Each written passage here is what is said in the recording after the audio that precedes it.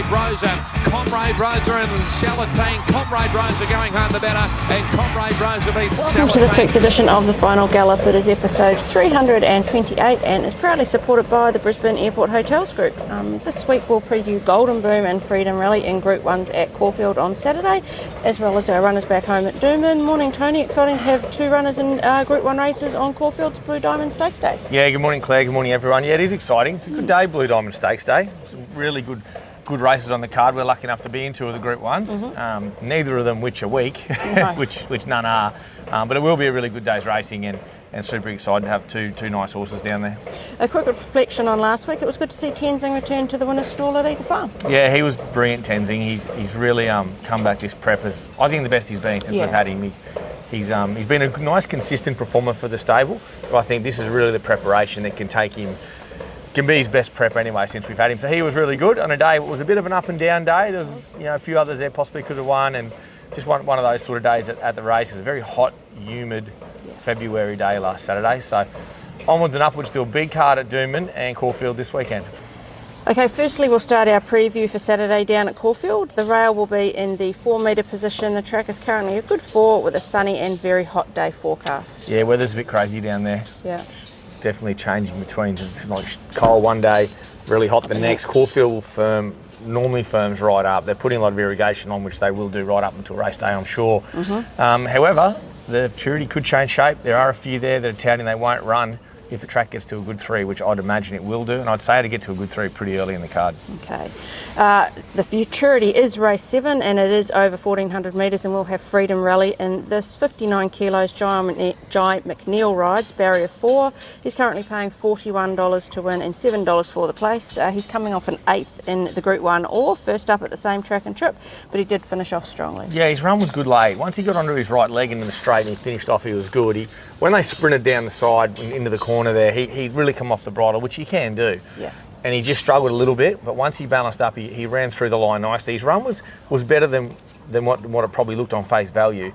Ride him a lot further forward this time. He's a horse that he led the Kingsford Smith here, or sat outside lead in the Kingsford Smith over 1300 at weight for age in the winter. So there's no reason why the horse couldn't be ridden closer. So we'll ride him far more positively, put him on pace, and you'll see a better performance. I don't know whether he can turn the tides on Mr. Brightside, etc., but you'll certainly see him run better.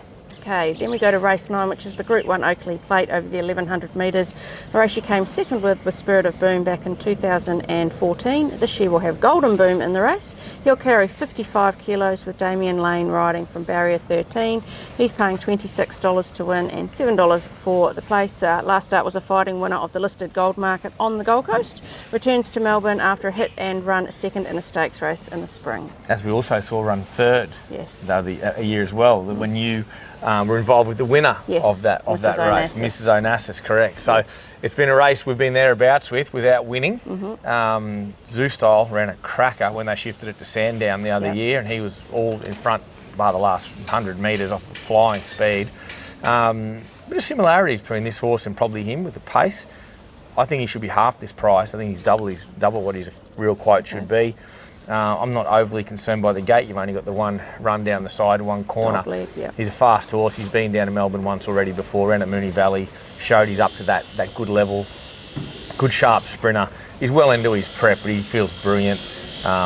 Good pacey horse, definite top 3 chance in the race. I think it's obviously a typical Oakleigh Plate. You've got horses down the bottom, they're in the market. You've got some of the better performed horses up the top. But I think he profiles the right sort of horse to run well in a race like this.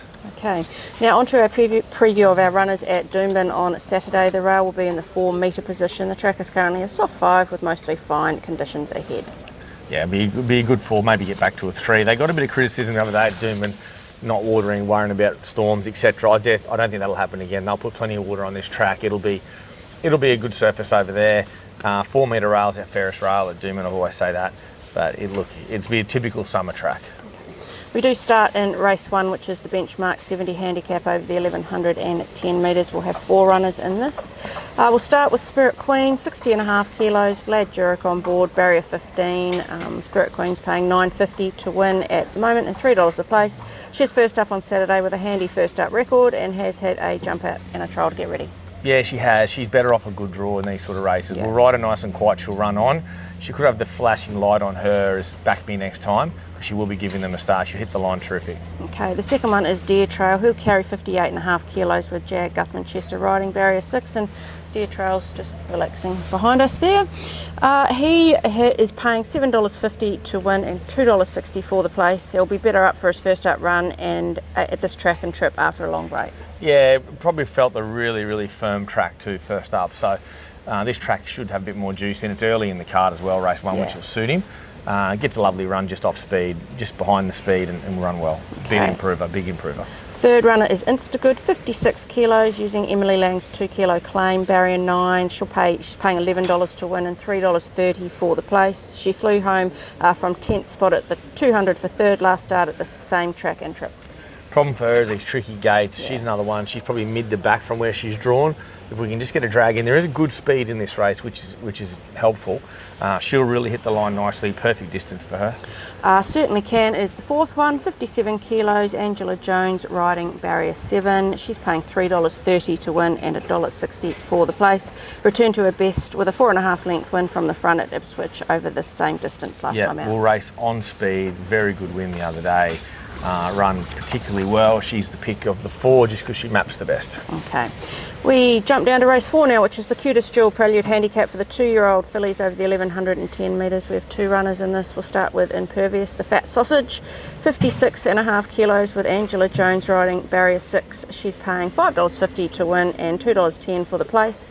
She was a nice winner on debut at Ipswich 5 weeks ago, and then a good trial win at Doomben last week. Yeah, had a little hiccup. She was due to run off a low draw at the other day, and unfortunately took some skin off her leg in a box the night before. The leg blown up, couldn't run her. Got her to the trials, trialled really well. I love the way she trialled actually, because she's still learning. You see that she still want to go a bit keen. So the reasonably good draw helps. There's good speed in this. They'll run along. She should be able to just park in behind that speed on pace with cover and have a really, really good turn of foot. I think she's very much an improving filly. She's a lot better than what she was going into the maiden, and she's a real chance here. Okay, the second run is Boom Shanker, 56 kilos, Martin Harley on board, barrier 13. She's paying $5.50 to win and $2.10 for the place. Was just run over late on debut at Doomben over the 1200 metres. Drops back in trip here, but has a tough gate. Terrible barrier. Love the filly, going really well. Improved really nicely off that first up run where she was just vulnerable late at the 1200. The gate I hate. I hate the barrier. I'd have Impervious on top due to the better draw, better run. Okay. Race 6 is the benchmark 78 handicap over 1200 metres. We've got 3 runners in this. We'll start with Daytona, 60 kilos, Angela Jones on board, barrier 10. He's paying $9.50 to win and $3.20 for the place. He's first up on Saturday and did win first up last time out, last preparation. Has had a trial and a jump out to get ready. Yeah, ridden in the second half of the field, hit the line nicely. There's good speed here, which will help. But he's a horse that, he's one of those typical. He's got actually a good record at Doomben because they do get running a bit. Ange just needs to have that right run from the 600 home, but he'll be really hitting the line, going brilliant, this horse. Okay, next one is Hurt So Good, 58 kilos with Emily Lang's 2 kilo claim. Hurt So Good's drawn barrier 8 and is paying $11 to win and $3.50 for the place. Won first up and then was a close 4th after a big jump up in grade.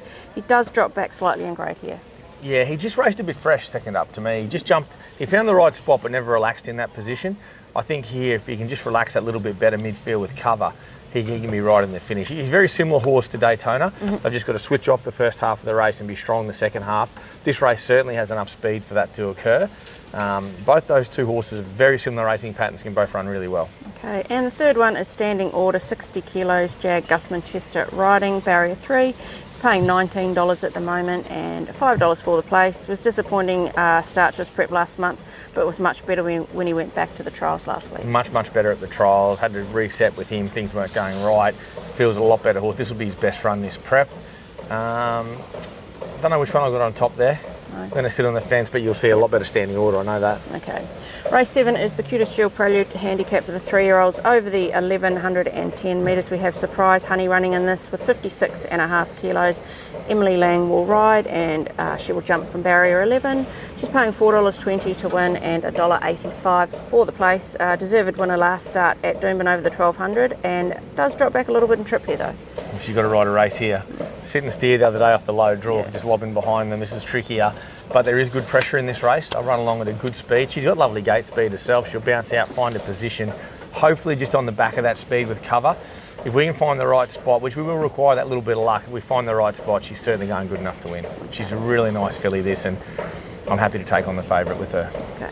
Race 8 is the open handicap over 1,200 metres. We'll start with King Kappa in this race. He'll carry 57.5 kilos with CJ Graham riding. Barrier 7, he's paying $6.50 to win and $2.40 for the place. He was just outbobbed at the finish last start in the same grade, track and trip. Flying this horse, really happy with him. Had a good break into this run now, which is ideal. He was on the 7 or 8 day backup the other day, which I've never done with him before, and it worked relatively well enough, nearly getting the money. I thought if CJ's getting him to begin really well, if he can jump well from that draw, he jumps, lead the fence, he's the one they'll have to run down. Okay, all that pizzazz, he has drawn barrier 10 and will carry 60 kilos with Angela Jones riding, and he's coming off a third in the gold market 4 weeks ago. Yeah, he was good in the gold market. I like him back out at this 1200. He only just travelled on that strong speed. That was set by Golden Boom, who's down in the Oakleigh plate, and he was just on the edge of the bridle, and I don't think it helps him out to travel. I want to be positive here for my draw, put him on pace here. If he can overcome the gate, I think he's a class horse in the race, and I'm very, very happy how he's going. Okay. We also have Rock Ribbed. He'll carry 55 kilos with Emily Lang's 2 kilo claim. He's drawn barrier 12 and is paying $6.50 to win and $2.40 for the place. He is first up on Saturday after finishing his last preparation with a close third in the listed Wheatwood, and was an impressive in a trial last week. Yeah, he's going really, really good, this horse. He had a long first prep with us last time and went super. Yeah. You might see me leave him for next week. I don't love the barrier for him to kick him off. I think there's a 1,000 Eagle Farm next week and he feels sharp enough, so we might leave him a week. And all that pizzazz on top out of the remaining? Oh, I don't know. I think they're very close, him and King Kappa. They were very close in the goal market together. Yep. King Kappa didn't handle the ground where he did. They weren't far apart. I think those two horses are the two quality horses in the race, in my opinion. And to have those in off-season opens, they're the right horses for that grade. So they're a close. Head you win, tails you lose sort of job. Okay. Race 10 is the open handicap over the 1,615 metres. We have 2 runners in this. We'll start with Cronenberg, 54.5 kilos with Emily Lang's 2 kilo claim. Barrier 5, and he is paying $5.50 to win and $2 for the place. It was a subpar performance last start after a strong win the start before, both at the mile, and he gets his chance to make amends here. I think so. I mean, you're taking, nearly odds against the other day with him late. He was then getting $5.50 today because he sat him behind with his mouth open and swallowed half the racetrack. I just think he'd be so much better this time, and he'll be ridden positively, put him on speed. There is a bit of speed in the race. Stablemate will be one of them, but there'll be no handing up like we did the other day as easily, and I think you'll see this horse, he can easily turn his form around. He's in good order, he feels great.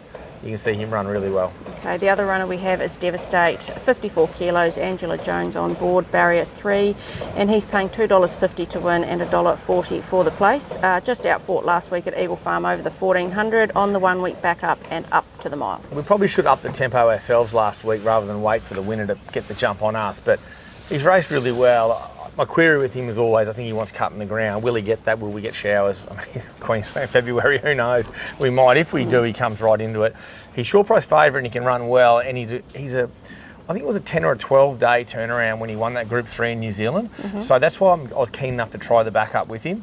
So if the backup works, he can be good at the mile. Okay. So I don't know if those two, they're pretty similar. I don't know which one's better than the other, and they're both going to be very close together in the run. So yep. I think that mile race is a very interesting race. Okay. We're under the final furlong of this week's Final Gallop. Who is your best winning Metropolitan chance on Saturday? I've got a couple of good chances on the day. I'm going to go between Certainlycan and Surprise Honey. Okay. I think they're my best two winning hopes, win only. Yep, okay, and you're each way? I'll give you 2 each ways as well. And I'm breaking all the rules here. I'm going to get 2 each ways. I think both these are good each way value. I think all that pizzazz at $10 is just stupid odds each way. And I think Impervious, okay. I'd be shocked if she couldn't run top 3. Okay. Your best at the provincials, we have the Gold Coast and Toowoomba on Saturday and the Sunshine Coast on Sunday. Well, both Gold Coast and Sunshine Coast both got their rails right out, so barriers are going to be vitally important there. Yeah. But there's a couple at the Gold Coast now, 3-year-old 1,000, both going really good, Spartacus and Bender. Okay. They could, either one of those could easily win a 3-year-old maiden straight away. But I think up in Toowoomba, I think Genchic Boom is going really well. She was a maiden winner up there, and I think she's in really good shape. So there's a few at the provincials, but they'll be those 2 meetings, particularly the Saturday, the 2 coast meetings. whatever we send there off low draws are going to be our better chances. The low draws are the key to those 2 meetings. Okay. Best track worker this week? Track worker this week, well, I thought Pizzazz's working company was really good. I think he was terrific. Surprise Honey flying. I put her with her mate again. She sat in behind. She's going super. So they're probably the pick of them. I know Impervious worked very well with an older horse down the Gold Coast early on Tuesday morning as well on the grass down there. So they're probably what you have there, I think. The other filly, Boomshanker, worked brilliant, but I just don't like that barrier. Okay. Now it is time for Cav's Corner, which is supported by the Brisbane Airport Hotels Group. Just one leg again for Cav last week with Blue Spinel placing after Boom Shot missed. Let's see what he selected for his 2-leg multi this week. Welcome to Cav's Corner. This week we're going to go to the provincials. We're going to go Spartus at the Gold Coast, a win on Saturday. Into Miragical at the Sunshine Coast, a win. Good punting, guys. So he's gone Spartus to win at the Gold Coast into Miragical to win at the Sunshine Coast. Yeah, when Miragical's drawn wide Saturday and will be scratched from Saturday's meeting, she'll head to the Sunny Coast at 3.65. So let's hope she draws well. She's very, very well placed. Well, she's probably got the speed maybe to overcome a wide draw in that race. She's particularly at 1200, 11.10 here at Doomben, she wouldn't have it. So yeah, I don't mind his multi, but Spartus would have to draw good. Okay. He's a real sharp horse, Spartus, newcomer to the stable. Yep. But he'd have to draw well. Okay, well, good luck down at Caulfield on Saturday, Tony, in those expected hot conditions. No tie. No, it's no tie. You'll have to wear a tie down there. They'll make us wear a tie. Probably. Everyone wears a tie down there. I wouldn't wear one if it was here, but it's different. But yeah, no, looking forward to a good weekend. I love that day at Caulfield. Yeah, really the Oakleigh Plate's a very intriguing race every year. It's a race I really like. So look forward to a good weekend and happy punning to all out there. Best of luck to everyone over the whole weekend.